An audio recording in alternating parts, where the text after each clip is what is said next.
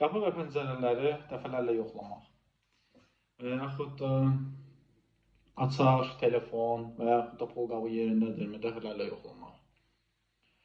Qaz plitəsinə dəfələrlə baxmaq. Hətta söndürüb, yandırıb təzədən söndürmək.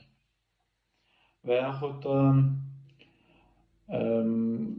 sadəcə quru hissələrə basmaq. Yəni, yaş asfaltda sadəcə quru hissələrə basmaq.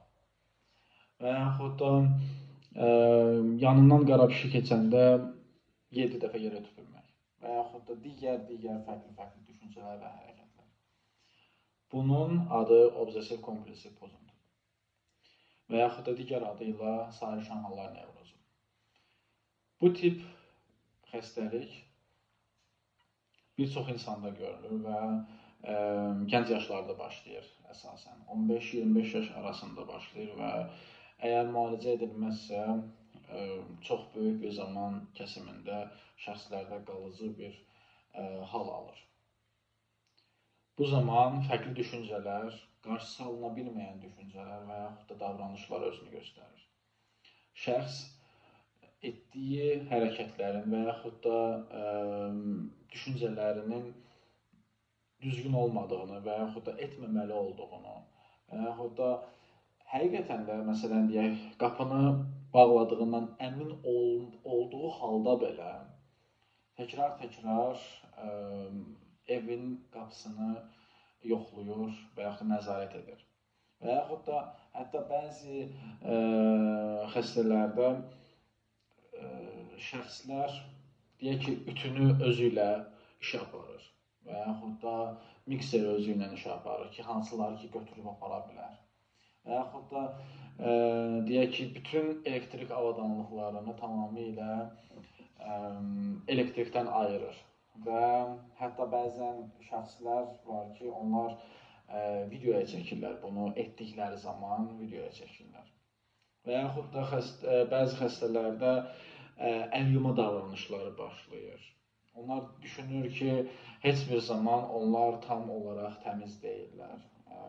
Bəzən bunlara rəqəmlər də qoşulur. Məsələn, deyək, fikirləşir ki, əgər mən 7 dəfə əlimi yumasam, heç bir zaman təmiz ola bilməz. Və yaxud da 3 dəfə çinməliyəm. Və yaxud da deyək ki, saçımı 7 dəfə yumalıyam kimi fərqli düşüncələr və bəzən də bu düşüncələri rəqəmlər də daha da çıxılmaz hala gətirir. Səbəbləri isə çox fərqlidir. Burada genetikanın rolu var, burada yaşanmış hər hansı bir travmanın rolu ola bilər və yaxud da sosial problemlər buna gətirib çıxara bilər. Bəzən isə, belə deyək, hal-hazırki dövr, hal-hazırki sosial və iqtisadi problemlər də bu problemi daha da gücləndirə bilər. Əgər şəxslər onlarda olan düşüncələri tam olaraq yerinə yetirə bilmirsə, bu davranışları tam olaraq yerinə yetirə bilmirsə, həyəcan, təşviş və qorxu hissləri keçirirlər. Məsələn, deyək, əlini əgər 7 dəfə yuya bilmədisə və yaxud da deyək ki, bu zaman həmən anda bunu etmək mümkün deyilsə və yaxud da həmən anda orada sabun və yaxud da su yoxdursa, o zaman böyük təşviş keçirirlər və hətta ölə biləcəklərini düşünürlər. Çünki onların əlində artıq, onların düşüncəsinə görə onların əlində artıq mikroblar və viruslar var və bu mikrob və viruslar onlara zərər verə bilər. Əslində, bir növ COVID-19 virusu zamanı bir növ dırnaq içində çoxumuz artıq o qədərdən əziyyət çəkirdik bir növ, belə deyək. Çünki çox insanda qorxu və təşviş başlamışdı ki, maskasız çölə çıxa bilmərəm, əlimi mütləq şəkildə yumalıyam və yaxud da əlimi metal olan hissələrə vurmamalıyam kimi şeylər və yaxud da hətta OKP, yəni obsessiv kompulsiv pozuntu olan xəstələrdə göründüyü kimi meyvələri və yaxud da tərəvəzləri belə yumaq. Bu zaman, yəni Covid zamanı əslində bu şeylər bir növ dırnaq içində normallaşmışdı. Çünki bunu hər kəs edirdi, bir növ belə deyək. Amma normalda düşünün ki, OKP-dən əziyyət çəkən insanlar ömrünün bütün ömrü boyu bu şeyləri etmək məcburiyyətindədirlər.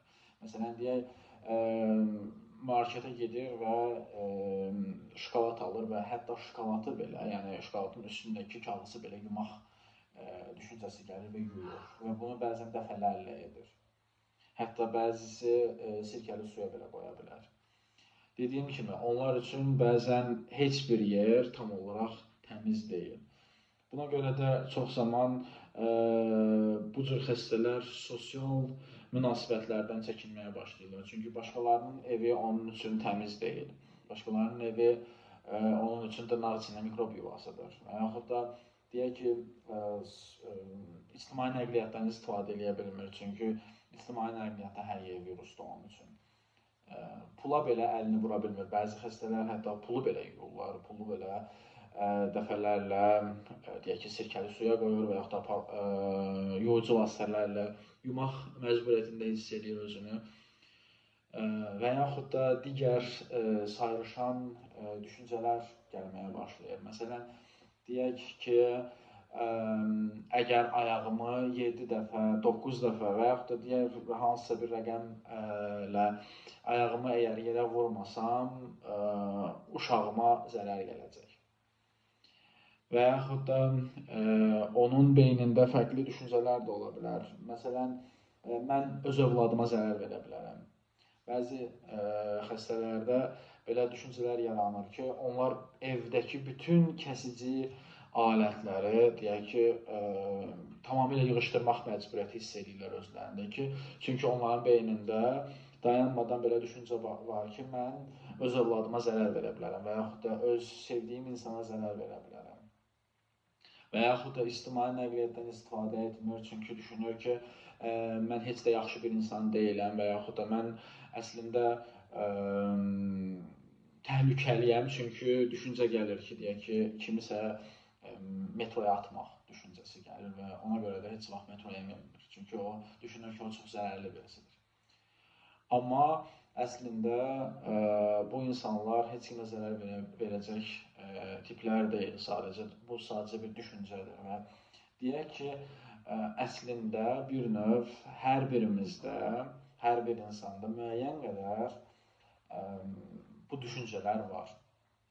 Amma biz bu düşüncələr deyək ki, 1 saniyəlik belə gəlsə, 1-2 saniyəlik belə gəlsə, bu düşüncələrdən özümüzü arındıra bilirik.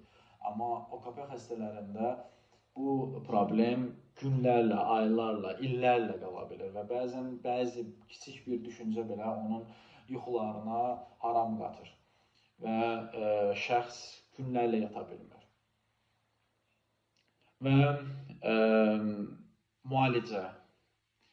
OKP-nin əlbəttə müalicəsi var və bu zaman antidepressanlardan geniş istifadə olunur və yaxud da koqnitiv davranış terapiyası burada çox önəmli rol oynayır və digər terapiya növlərindən daha yaxşı nəticə göstərir. Çünki şəxslərdə koqnisiyalarda, yəni düşüncələrdə və davranışlarda problem var və şəxslər öz düşüncə və davranışlarını dəyişdirməklə, təbii ki, terapevtin nəzarəti ilə, terapevtin köməyi ilə bu düşüncə və davranışları dəyişdirməklə və yeni düşüncə və davranışlar öyrənərək və pilləli şəkildə öyrənərək bu düşüncələrdən və davranışlardan azad ola bilirlər. OKP